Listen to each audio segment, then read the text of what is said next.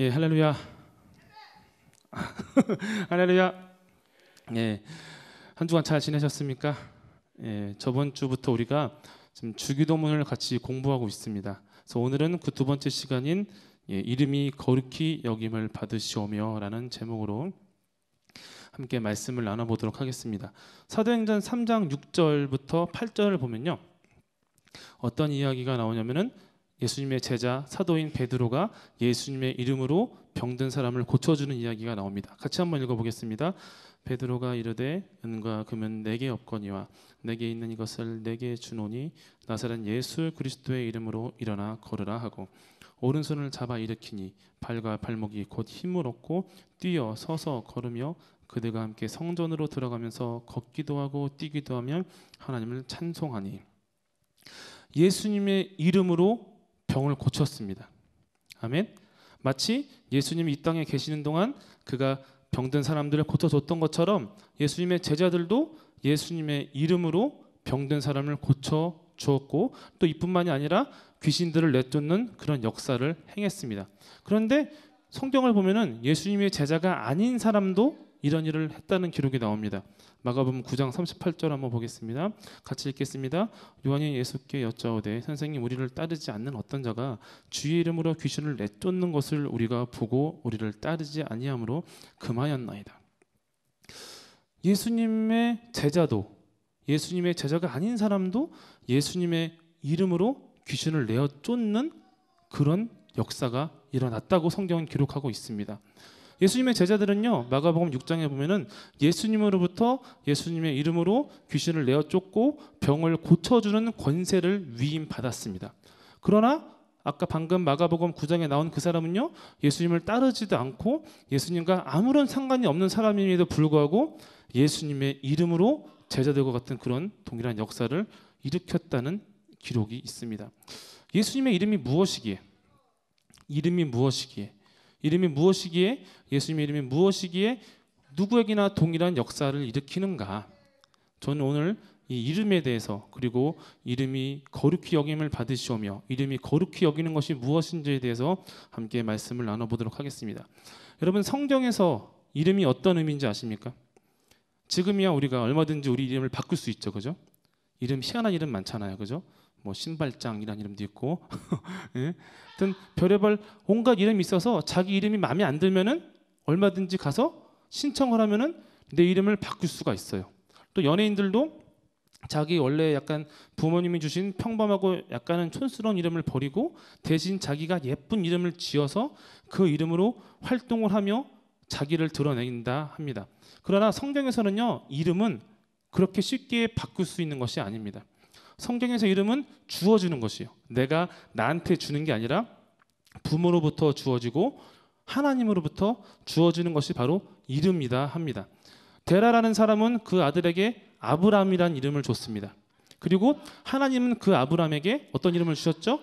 아브라함이라는 이런 이름을 주셨다 이겁니다. 성경에서 이름은요, 그 대상의 정체성을 담고 있습니다. 그리고 이름을 통해서 우리는 그 대상이 어떤 존재인지 정의하고 규정하고 설명을 받을 수 있다 이겁니다. 그러면은 하나님의 이름은 무엇일까?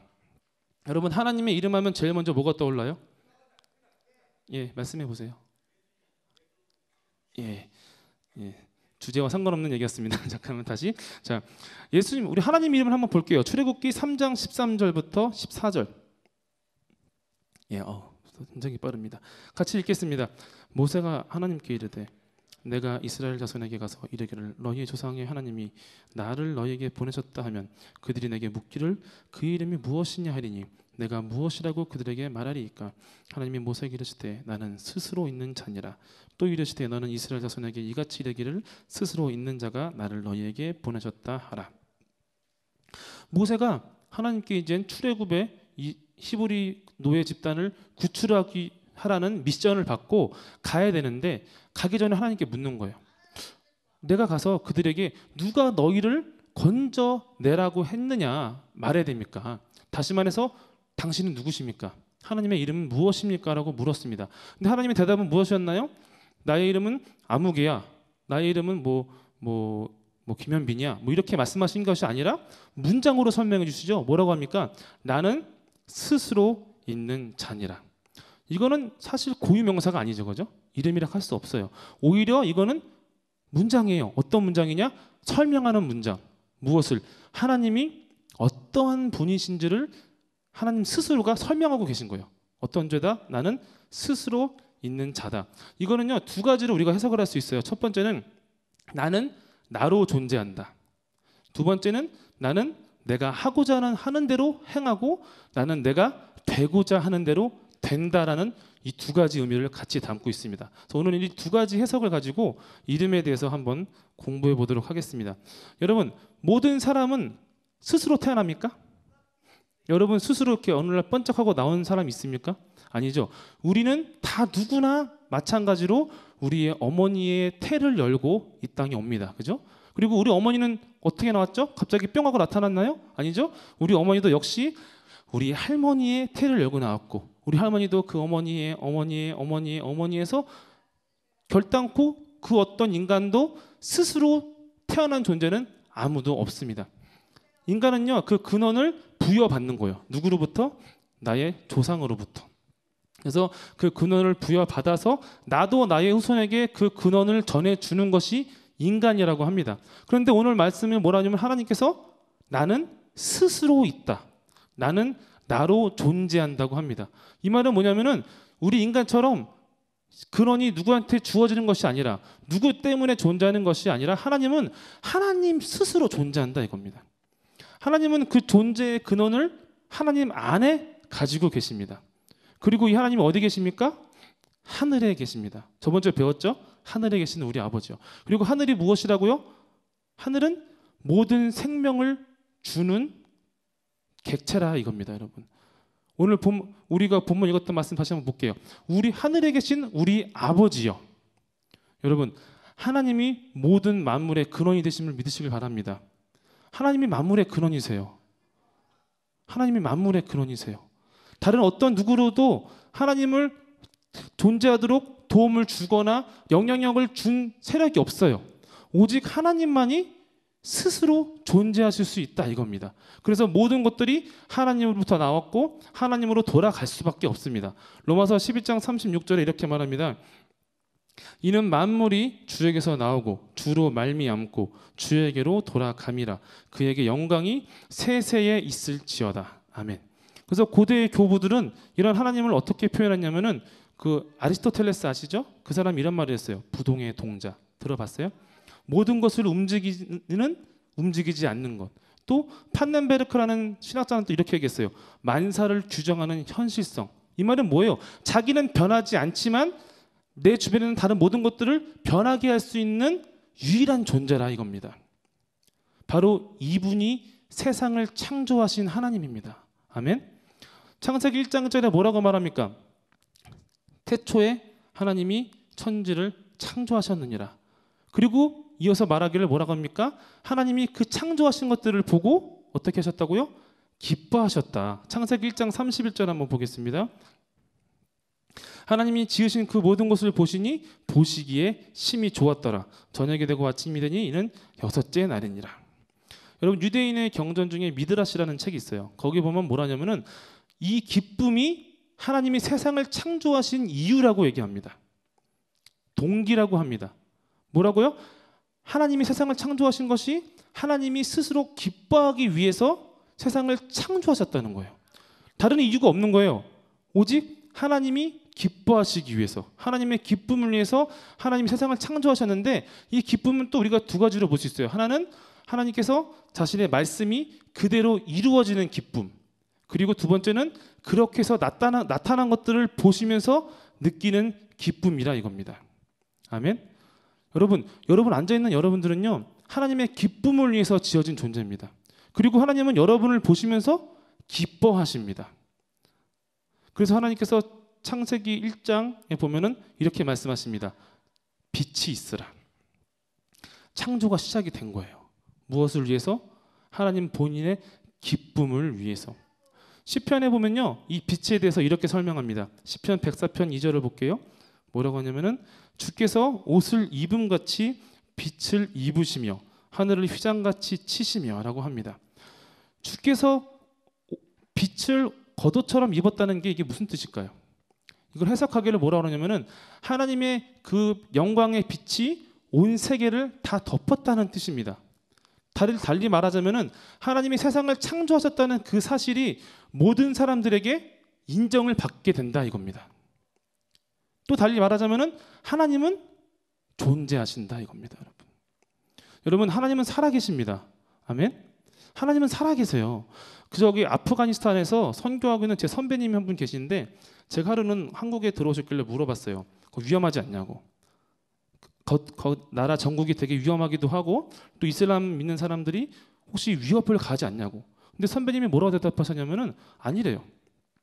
오히려 그 사람들은 신의 존재를 인정하지 않는 무신론자를 더 싫어하지 그냥 다른 신을 섬기는 사람은 오히려 반긴대요. 그 사람들은 어떻게 신을 인정하지 않을 수 있냐라고 되묻는다 이거예요.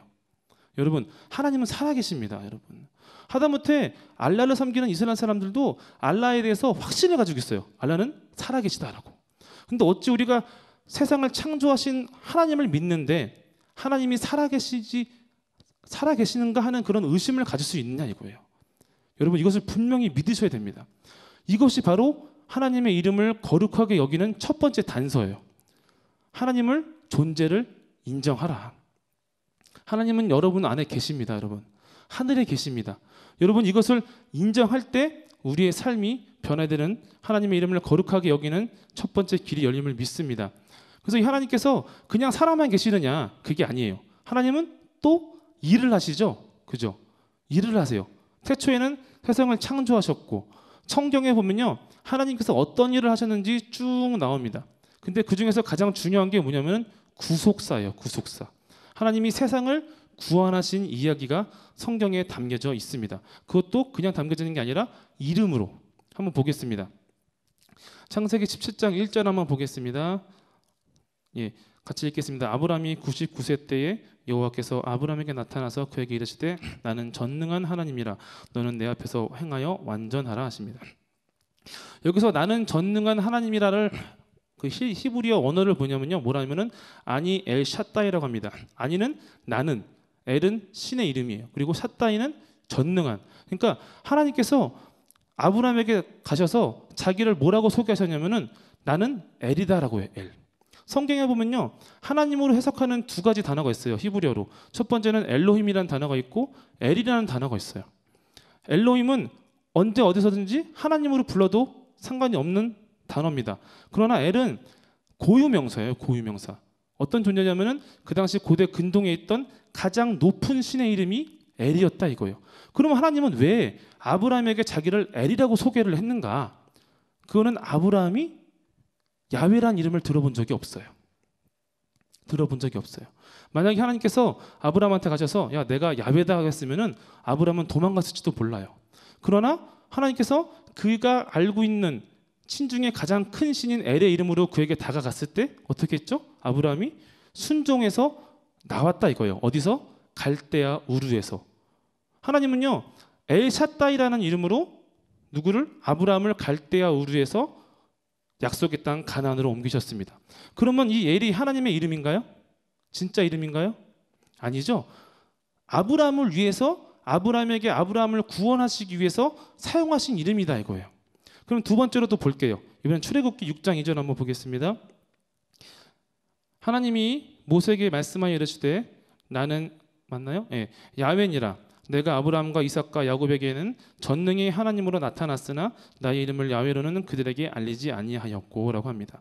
여기서 말하는 전능의 하나님도 배 엘샷다이예요. 배가 정관사인데 나는 전능의 하나님이라고 자기를 소개하고 있습니다. 그러나 그것이 내 원래 이름이 아니다. 뭐라고요? 야훼가 내 원래 이름이다라고 설명을 해주고 계신 거예요. 그래서 하나님은 이 야훼라는 이름으로 무슨 일을 하셨죠? 애굽에 갇혀있던 노예 집단을 구출해서 어디로? 가나안 땅으로 옮기셨습니다. 여러분, 하나님의 이름은요, 성경에서 하나님의 행위가 담겨 있어요. 우리가 하나님의 이름을 보면은 하나님의 일이, 하나님이 어떤 일을 하셨는지 알 수 있다 이겁니다. 그래서 엘샷다이 하면 어떤 일을 하셨죠? 아브라함을 구원하셨고, 또 야훼 하면 어떤 일이 기억나나요? 하나님이 노예 집단, 히브리 민족을 노예에서 구출하신 사건이 우리는 생각난다 이겁니다. 그래서 이름에는 하나님의 사역이 담겨져 있고, 또한 하나님의 사역은 바로 하나님의 현신이라고 합니다. 하나님의 임재함. 하나님이 지금 살아서 여기 임재하신 것을 하나님의 사역이라고 한다 이거예요. 그리고 이것을 우리가 뭐라고 하냐면은 계시라고 합니다. 계시. 그러면 계시가 뭔가요? 오늘 뭐 먹을까? 하나님이 치킨 먹으래. 이게 계시인가요? 아니에요. 성경이 말하는 계시는 뭐냐면은 거기에 하나님이 나타나신 것이다 이겁니다. 그래서 아브라함에게는 하나님이 엘이라는 이름으로 나타나셨고, 또 히브리 민족 모세에게는 야훼라는 이름으로 나타나 주셨습니다. 여러분, 계시는요 항상 똑같은 성격을 가지고 있어요. 그게 뭐냐면은 사람들을 세속으로부터 약속으로 옮기는 역할을 합니다. 다시 말해서 구원할 때, 사람들을 구원할 때 하나님은 계시를 주십니다. 그러면 여기 뭐 있는 우리에게 주신 계시된 이름은 무엇인가요? 무엇인가요?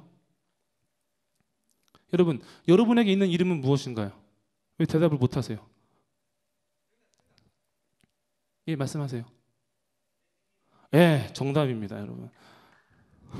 아니, 여러분 여기 도대체 누구 때문에 여기 와 계신 거예요? 예?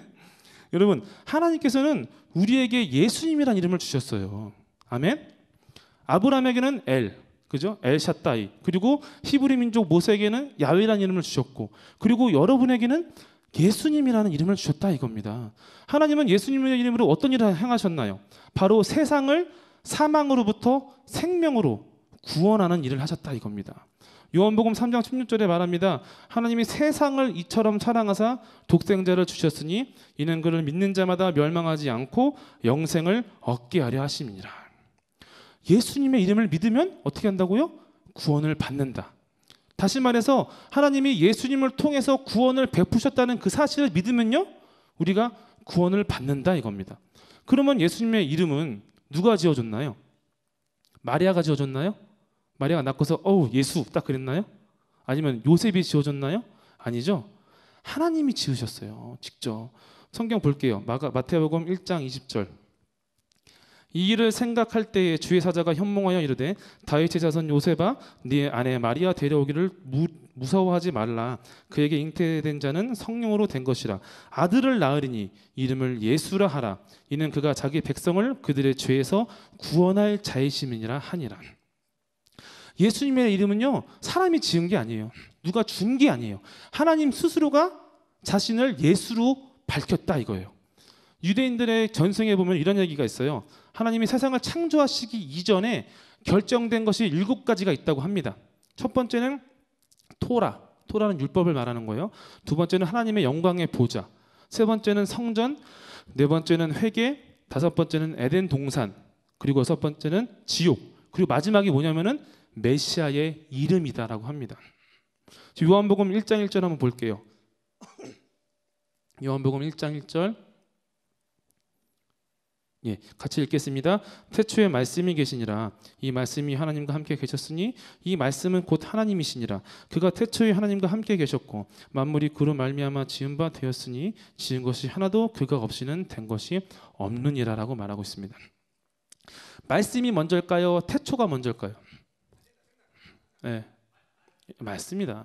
말씀이 먼저 있었다는 거예요. 태초에 창조가 일어나기 이전에 이미 말씀은 존재했다 이겁니다.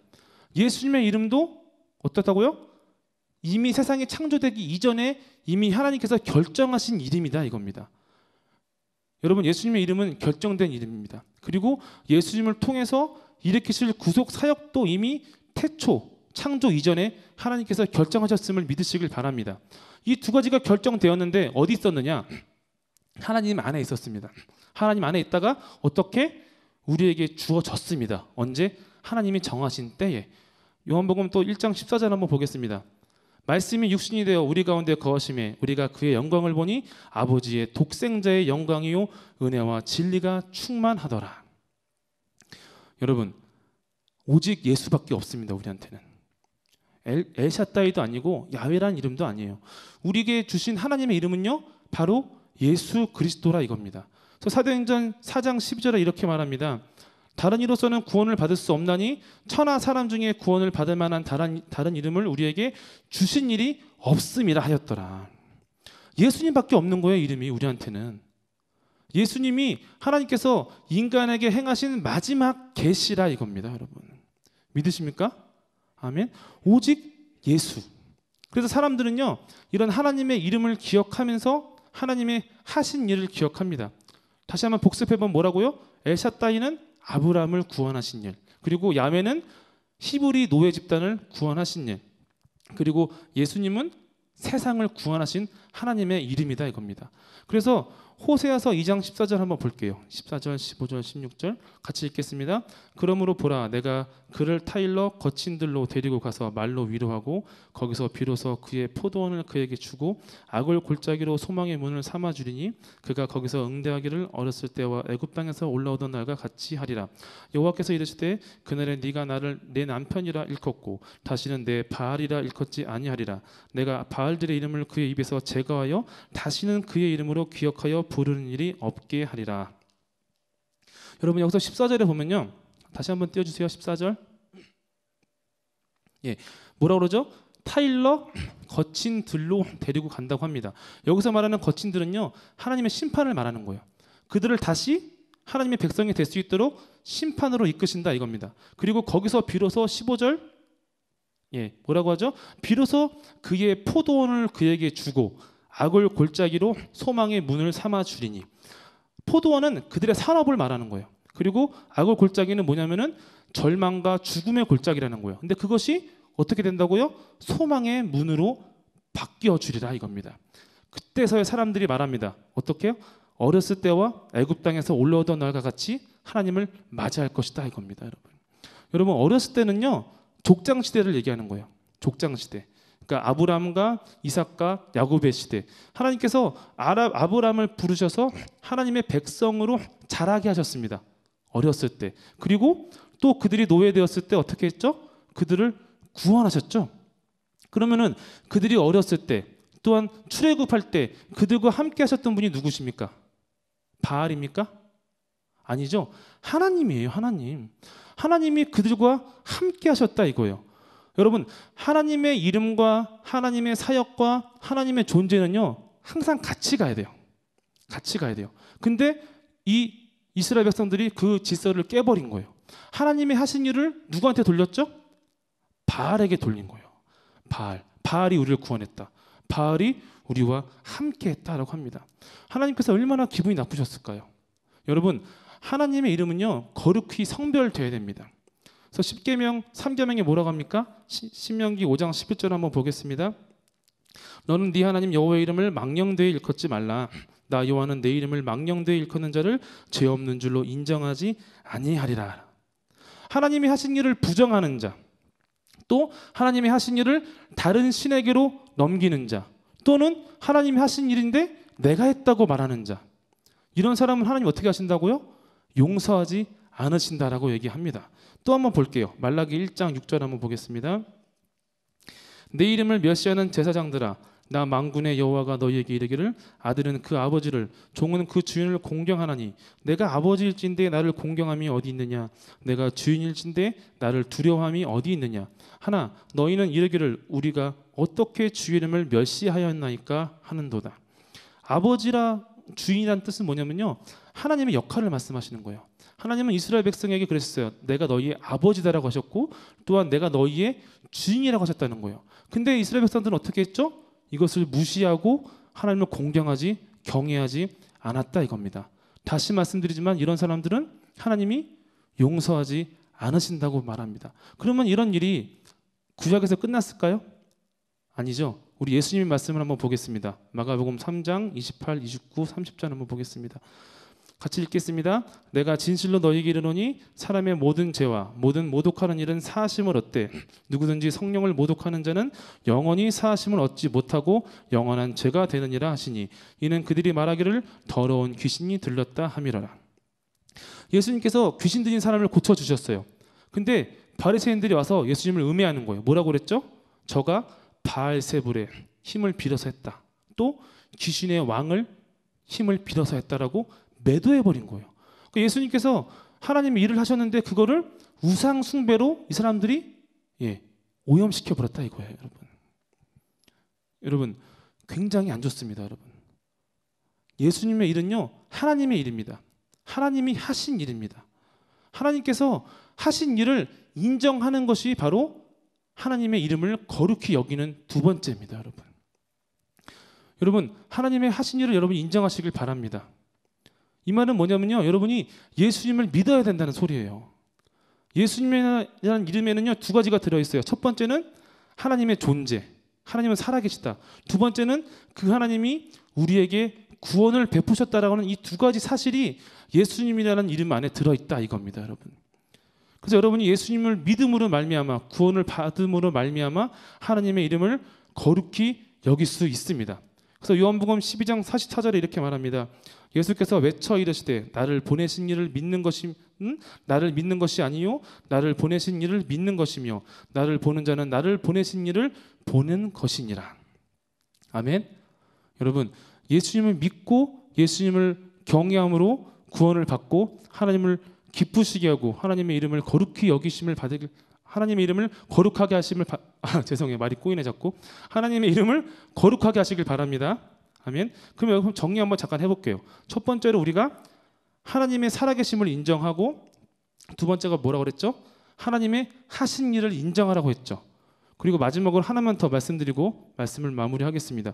세 번째는 뭐냐면요, 바로 우리가 하나님의 살아계심과 하나님의 하신 일로 우리가 기뻐하는 것입니다, 여러분. 출애굽기 15장 1절 한번 보겠습니다. 이때 모세와 이스라엘 자손이 이 노래로 여호와께 노래하니 일렀으되 내가 야훼를 찬송하리니 그는 높고 영화로우심이며 말과 그 탄자를 바다에 던지셨음이로다. 21절 또 계속 한번 볼게요. 미리암이 계속 노래합니다. 미리암이 그들에게 화답하여 이르되 너희는 야훼를 찬송하라. 그는 높고 영화로우심이며 말과 그 탄자를 바다에 던지셨음이로다 하였더라. 여러분, 이 히브리 사람들은요, 하나님이 살아계셔서 그들을 구원하신 것을 기뻐했습니다. 또 한번 볼게요. 이사야서 12장 2절 한번 보겠습니다. 예. 이사야서 12장 2절.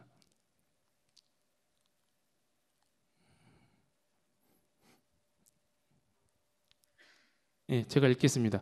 보라, 하나님은 나의 구원이시라. 내가 신뢰하고 두려움이 없으리니 주 야훼는 나의 힘이시며 나의 노래이시며 나의 구원이심이라. 그러므로 너희가 기쁨으로 구원의 우물들에서 물을 기르리로다. 그날에 너희가 또 말하기를 야훼께 감사하라. 그의 이름을 부르며 그의 행하심을 만국 중에 선포하며 그의 이름이 높다 하라.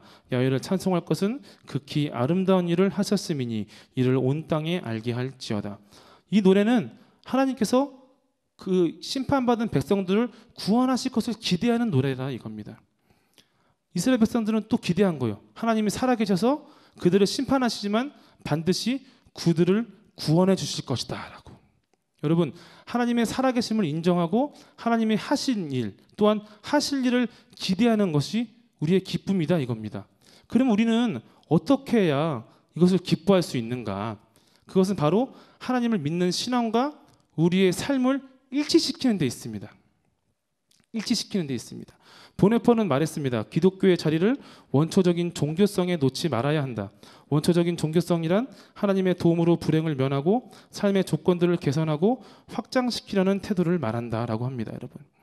여러분, 하나님을 믿는 것은요, 하나님을 믿는 믿음으로 우리 환경을 나한테 편하게 변화시키는 것이 아니라 하나님을 믿는 믿음으로 바로 나 자신을 변화시키는 것이 바로 신앙입니다.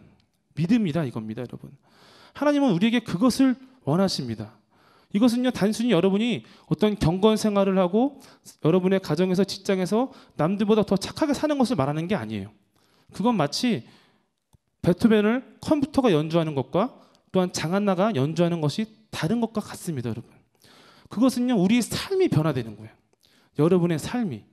여러분, 예수님을 기뻐하는 삶이 바로 하나님의 이름을 거룩히 여기는 놀라운 비결이다 이겁니다, 여러분. 말씀을 마무리하겠습니다. 오늘 말씀이 많이 어려운데 그래서